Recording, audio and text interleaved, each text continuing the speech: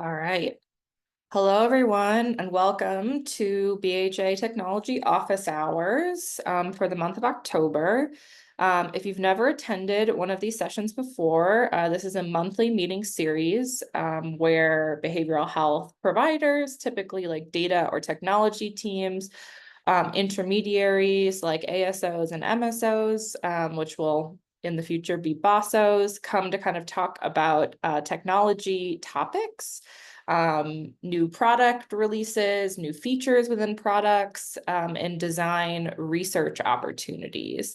So we're excited to have you here. One of the things that we do as a part of these meetings is we end with a community discussion with topics generated from the group. So if you have a topic that you'd like to discuss today, feel free to put it in chat, or you can wait until we get to that section and come off mute. We might not have the right group to answer all of your questions, but what we'll do is if we can't answer your question on the call, we'll collect your question and then provide an answer back via the newsletter that goes out about office hours. And we'll be able to drop a subscriber list in the chat as well, in case you're not already getting those emails. But if you've registered for office hours, you should be getting those office hour email updates. Also, office hour slides and recordings can always be found on the BHA provider website that my co-host Bianca has put in the chat already. So this recording will go up there shortly after today, and you can review any of the past meetings there as well. We have a couple updates for everybody today. We have a team from our OwnPath product who's going to come and give us a little bit of an update on some new filters on OwnPath. We have a survey opportunity that we'll share with y'all today. And then we'll end with just a little bit of an update on technology trainings for Peak Pro. So I will hand it over to, I believe, Alex Orlov, who's going to take us through this first slide. Hey everyone, actually I'm going to hand it over to my teammate Jumana. So Jumana, if you want to take it away. Yeah, thanks, Alex. Hi, everyone. I'm Jumana, the product manager for OwnPath. So for those of you who are not familiar with OwnPath, it is a provider directory of behavioral health providers across Colorado. In the last update that I gave last month, I gave the update that we are actually working on new filtering for services, specifically for DUI classes and services, withdrawal management, and OTPs. So giving users, people who are looking for care, the opportunity to search for these specific types of help. So when I say services, what I mean is these are going to be the specific types of help filter that people can search by. So now I'm happy to announce that we actually have made these features available. These filters are now available on OwnPath, so anyone can go in, look for DUI classes, withdrawal management, and opioid treatment providers. And then other than that, we're actually also working on more granular filtering for types of help and services. So for example, being able to search for specific DUI education and treatment services instead of just in general. And then additionally, we're also working on a tool for providers to be able to update some of their information that they have available on OwnPath. We also do have a team email. If you have any feedback or questions for us, feel free to reach out to us there. I will drop the link, that email link in the chat right after this. That is the main update for us. So we'll continue to give you all updates on these types of services and this new tool that's coming out. But in the meantime, I'll actually want to show you what the services look like. So Abigail, if you mind switching to the next tab or the next slide. Yes, 1 second.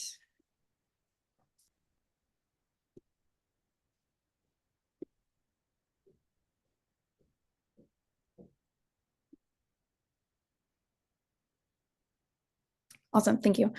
So when I say services, this is what you can see. These new filters are available in this drop down on the home page. So you can see that there's those 3 new options for people to search for. And so as we're thinking about more services that we want to add to OwnPath in this more granular filtering, we are looking through for more ways to do that now. So I will pass it to Alex on the next slide, who's going to introduce this. Awesome. Thank you, Jumana. Hello, everyone. My name is Alex Orlov. I am a human-centered designer working on the tech team here at BHA. And Jumana and I work very closely together on the OwnPath Care Directory, which she just wonderfully explained some of our exciting new updates. And we are very excited to expand the number of services that appear on the OwnPath Care Directory.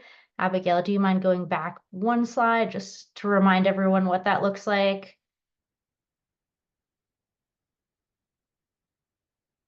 Thank you. All right. So the services that we have today include mental health, drug and/or alcohol use, withdrawal management, opioid use disorder treatment, DUI or DWAI education and treatment, an option for folks who have suicidal ideation and unsure. Now, we've gotten a lot of feedback from folks who are visiting OwnPath that they are looking for things that are not on this list. And we've gotten a lot of great feedback from OwnPath visitors on that. And now we're looking for feedback from providers in Colorado about the types of services that they do offer. So if you go to the next slide, Abigail, thank you so much. We are hoping that you can help us out today. We are trying to understand the type of care that your organization offers. We have a brief survey, that's this link, and I will put it in the chat. You can find the survey on that link.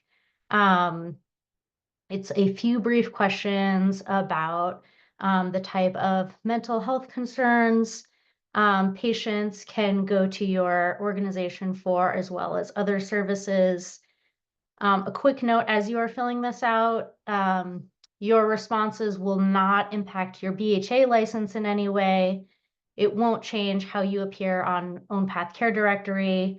What your responses will do is help us ensure that the data that we plan to collect in the future is relevant to both providers as well as communities in Colorado. And I do see a question in the chat. Is it okay for me to answer that live? Awesome. Great question, Laura. The status of listing organizations/providers that are not licensed with the BHA on OwnPath. Shumana, do you mind taking that question? Yeah, sure. So we actually have began to add some facilities that are not licensed by the BHA. We've began to add them to OwnPath. What we are prioritizing next, because of the user groups that visit OwnPath, we're starting to look specifically next as for providers that actually are offer or accept Medicaid. So that's the next user group that we're looking at and the next set of providers we look to add, because they do offer key services for the people who are on Medicaid. So that's the next provider group that we're looking to add. If you have an idea for a type of provider that you think would be useful to add to OwnPath, please feel free to reach out as well. We are working on prioritizing some of our different groups for inclusion.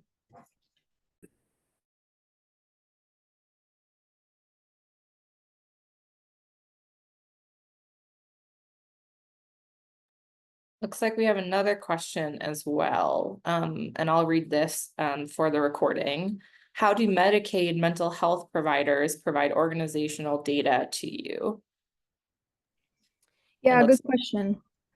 So we actually are working with another state agency, the HCPF, the Healthcare Policy and Financing, to get some data from them, since they do have provider data for those Medicaid providers, to collect more detailed information, including, things like hours of operation and some of the languages that they provide for their organization. That is not information that we get from HCPF. So what we are looking to do is actually, this is where that new tool that we just talked about comes in, called OwnPath Profile. That is the system where we'll be collecting information from these non-BHA providers as well, to expand their profiles on OwnPath. So that's in that system. Once it's released, they'll be able to add things like their hours of operation and other information. Yeah, and Andrew, I see your hand. Is there something you'd like to come off mute and add? Sure. Just a couple questions, just to follow up to that. Is there a timeline on that? When will you start taking data from us? So for these Medicaid providers right now, our timeline is probably spring of next year. There are some data updates that we need to make in development in order to accept those. But before we're ready, we'll reach out and let you know more specifically about the timeline and when to expect that. Okay. And then if we're in your database because our clinic has behavioral health entity, but we don't show up in search, what is our next step there? For search, are you referring to on OwnPath, the care directory? It's not showing up? Yeah. Yes. Okay. Sure. So we're working on making sure that the new BHE entities are aligned with what is on OwnPath right now. So that's kind of a continuous improvement we're making. What I can do is, if you wouldn't mind sending us the name of your organization that you're referring to that you can't find, so we can do a more in-depth investigation into what's happening there. Okay, thanks. When you say send, can you tell me like an email address, or is that? Yeah, I'll drop that in there. Or Alex, do you mind dropping in our team email from the previous slide? And then maybe Abigail, do you mind if we send out that team email again in the follow-up that you do as well, in case anyone else has questions? And then the of course the Office of Electronic Health Innovation is contracted with Resultant to create a data lake for Colorado called the Social Health Information Exchange, which is supposed to include organization data, and we're supposed to be interacting with it. So I'm curious about, where is the OwnPath data going to end up? Is it going to be in there, or what's the sort of long-term plan of interacting with the SHE? I might actually be the better person to take this question. Hey, Andrew, good to see you again. So we work pretty closely with the team at OHI on data interoperability, similarly with HCPF. And to answer the question in chat, roll into this one, we are pulling data that exists in multiple databases into our world, and we are sending our data back out. There is a road ahead to make sure that that all interacts well with each other, but our goal is to make it as seamless as possible for folks who have updated in one place to see that reflected in as many places as possible. So if you are updating data for directories in one place, our goal is to make it so you don't have to update it in many places. So we are working very closely with the SHE team inside OHI. We talk to them on a regular basis about how we make sure that that is a seamless effort. And we talk to we are working closely with the folks at HCPF on making sure that the directory data that is there is also available in multiple places. So we want to make sure that any information is surfaced everywhere in the best way we can. So does that answer your question? It does, and I don't want to get too far into the weeds here, Justin, and maybe you and I could do this offline. I'm just curious if you've made a decision about API access to the own path, or if you anticipate keeping that closed because we can get that information from the sheet. I don't want to speak for Jemana here, but I don't believe a decision has been made. But ultimately, um, the BHA believes in open data. So we want to make sure that data is available when possible. It is not always possible. There are reasons why some of that information cannot be made public. I'm sure you can understand that. And so it's just working through the best way to make sure that data is released in a responsible, scalable, sustainable way. But our Okay. goal is to make sure that information is available in human readable and machine readable ways whenever possible. Yep. The current confusion is updating organization data in 211 versus updating it in own path, and that currently there are two sources of truth or more. So that's just our existing challenge, and we'll deal with it. But thank you all for answering these questions. Andrew, I hear you. It's not just that one set. Like the deduplicating data and reducing that burden is a complex web, and it's one Abigail took the lead on with the admin burden report. Jemana, Alex, and a bunch of other folks inside the BHA have been following up on. Believe me, we hear you, and we understand.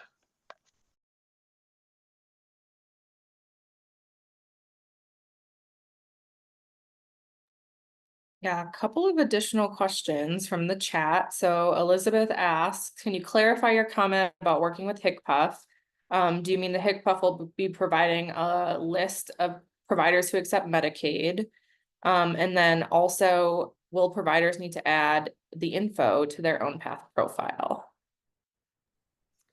Yeah, good question. So, in relation to the first one, we are working with HCPF to get a list of providers that do accept Medicaid. So that'll be coming straight from them, as well as other information that they have, including, address and things like that. Once we are able to get that list, then that information will be available on OwnPath profile.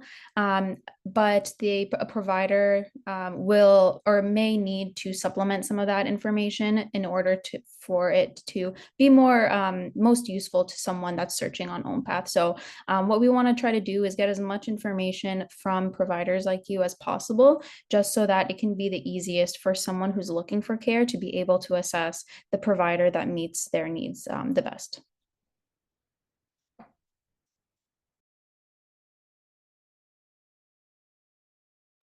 Awesome. And then Heather had a question, when she searches for withdrawal management, it only gives level ASAM level 3.7 and not 3.2 withdrawal management. Wondering if that kind of relates to some of the filtering that we talked about earlier as well.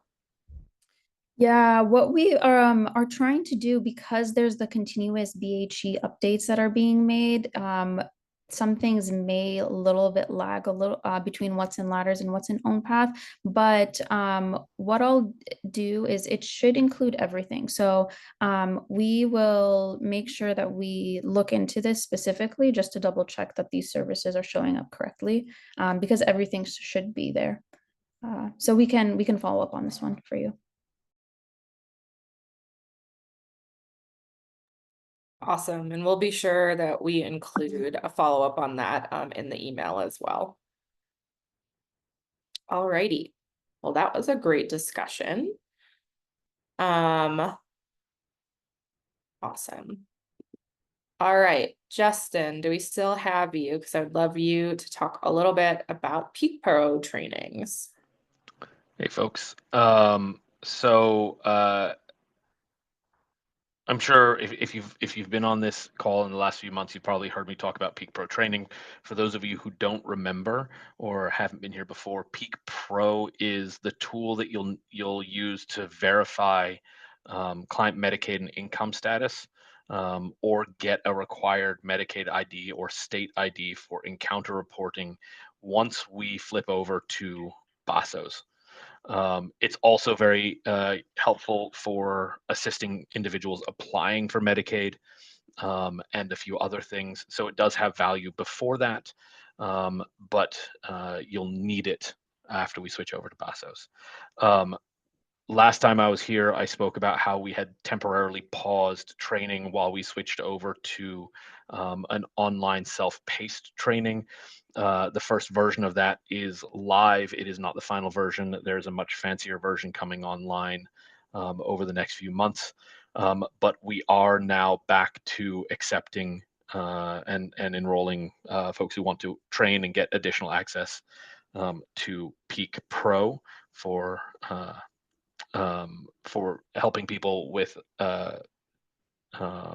Medicaid applications between now and July 1st of 2025, when you'll need to use it for the IDs. If you would like to enroll, reach out to your organization contact. If you don't know who your organization contact is, please email cdhs_peakpro@state.co.us. It's on the slide there. Hopefully, maybe Bianca can paste that into chat.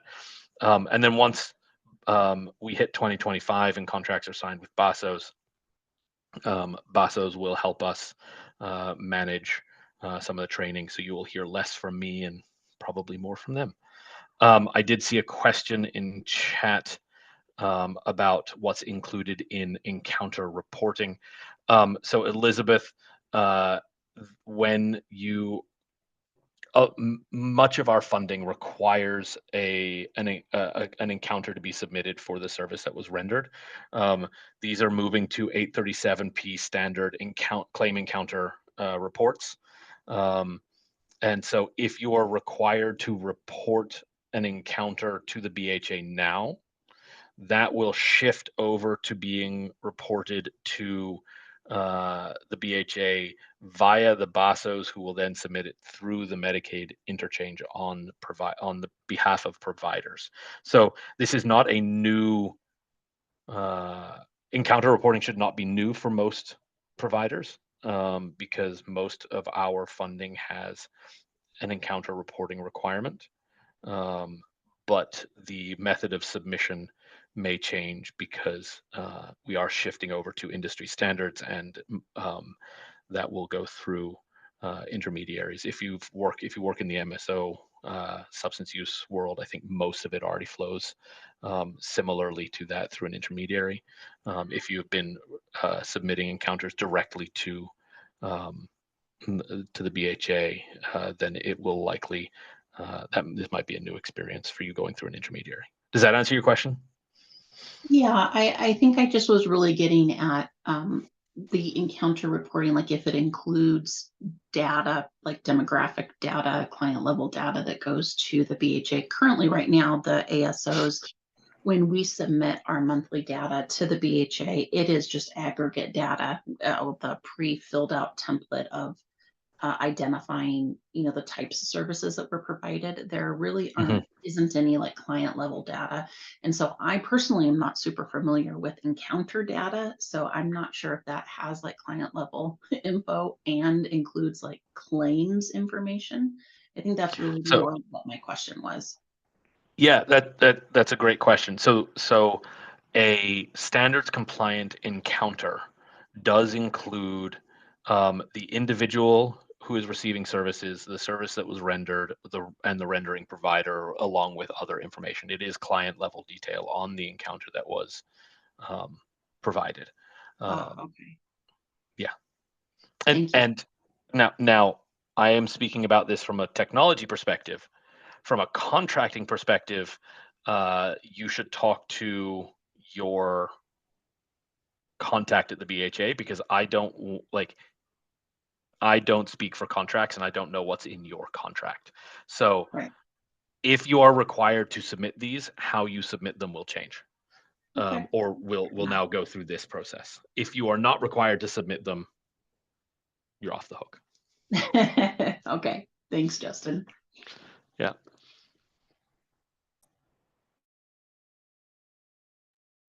Awesome. Before we move on to community discussion, any other questions about Peak Pro or any of the topics we just discussed?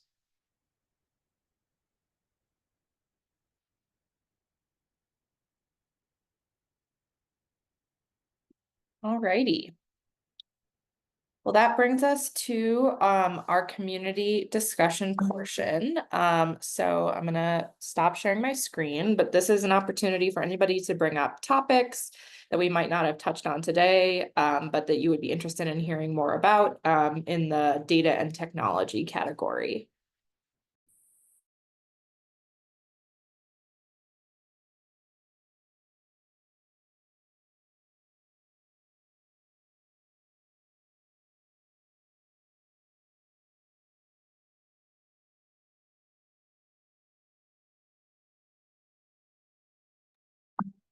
Carol has a question.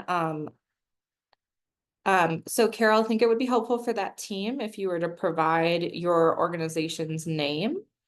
And Jumana and Alex, I imagine that that might have something to do with sort of the BHE transitions, but I'll let y'all speak for that. Yeah, it's likely due to that, since we're making those continuous updates. But if you wouldn't mind sending us an email with the name of your clinic and the problem you're seeing, we can take a better look at it. I'll drop the email again in here.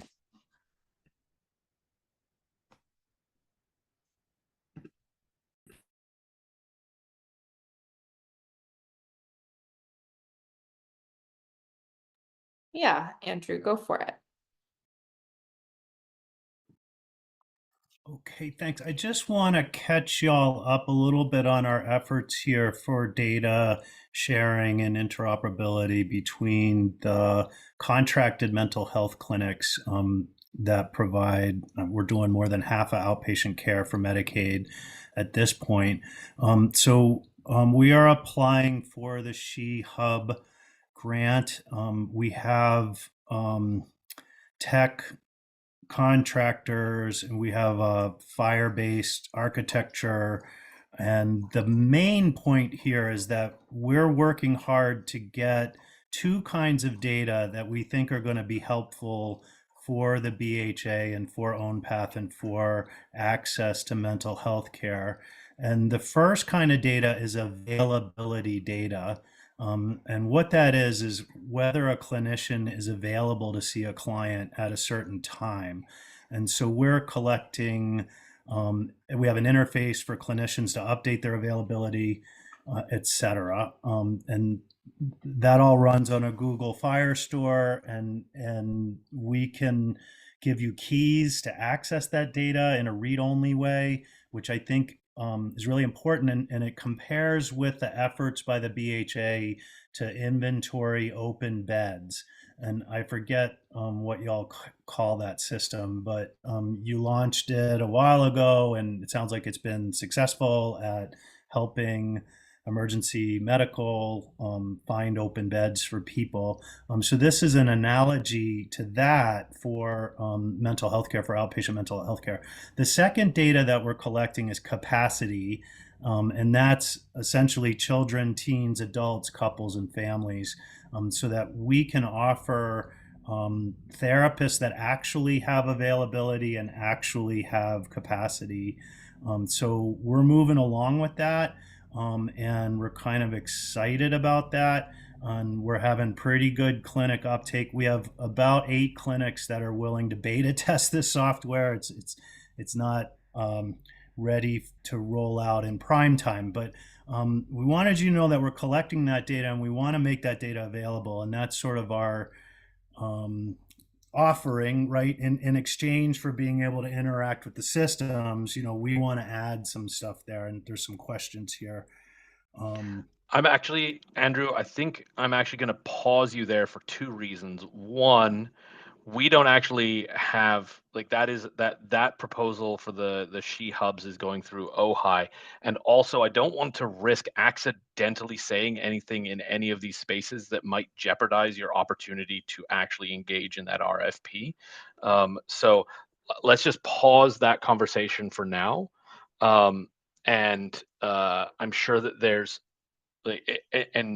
just because of the public nature of this space and the nature of the competitive RFP or grant or whatever the format it's in. I just want to make sure we don't stumble across any weird procurement rules Yeah, that's really that's Yeah, kind of interesting. I actually don't really need y'all to answer any questions. I just wanted to let you know like what the design is here and that we are going forward with this sort of regardless of inclusion in the SHE because we need it as clinics. For instance, couple therapists cannot see their clients as individual therapists and have to make referrals. So we're generating a lively sort of cross clinic referral system here at the minimum, but it has the capacity here to do something much more dramatic, which is if you can get an Uber, you should be able to get a therapist, is kind of our tagline. So, anyway, thanks for hearing me. It's just information, and yeah, that's where we're at. It's always exciting to hear about technology improvements that folks are making.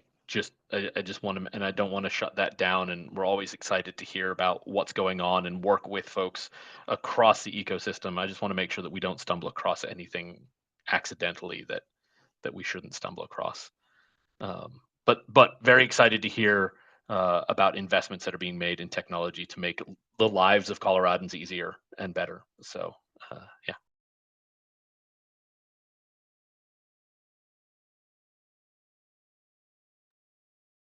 all right, awesome. And Wendy, I'm curious what product you're referencing when you're saying, can EHRs interface with that?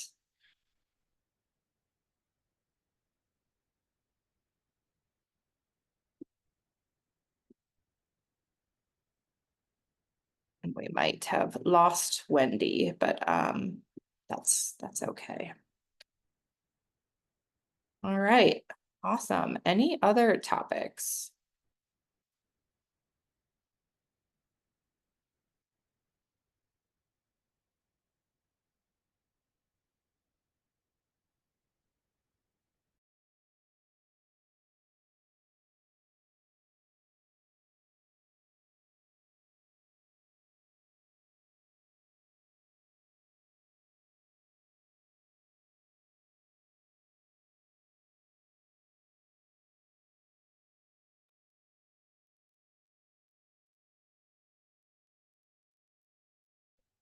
All righty.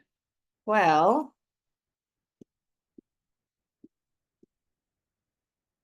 I will just share up one final screen.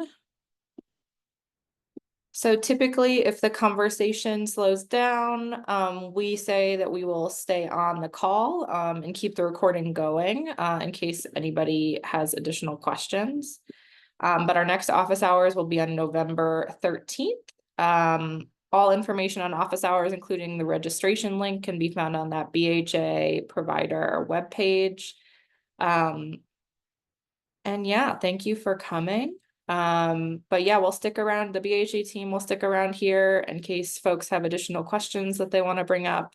We'll keep the recording going, just so folks don't miss out on those questions, and then look out for the email recap. And you can also look out for a recap of this office hours on the BHA provider website as well.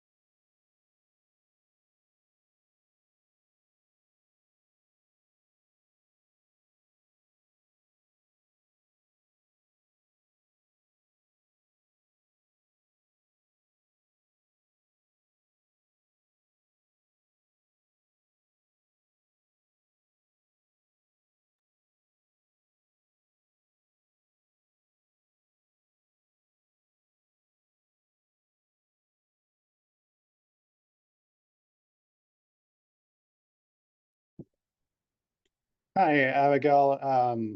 This is Mike Salas. I work with Wendy. She was just having some issue with her sound. She wanted me to ask, she was talking about can EHRs interface with the Andrews and the She? Yeah, and I would suggest following up with Andrew on that, because that's not an initiative that like BHA is directly a part of. Okay. All right, we will follow up with him then.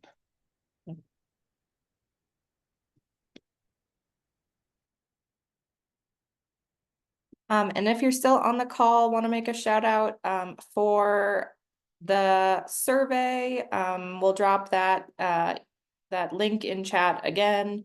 But this is what that survey looks like. We'd love your feedback on that. It's super short.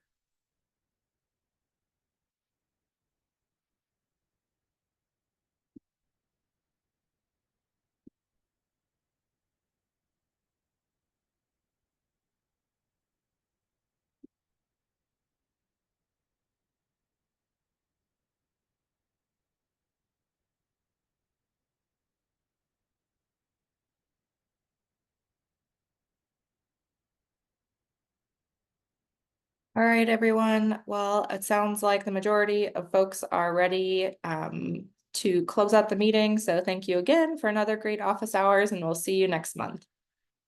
All right, bye.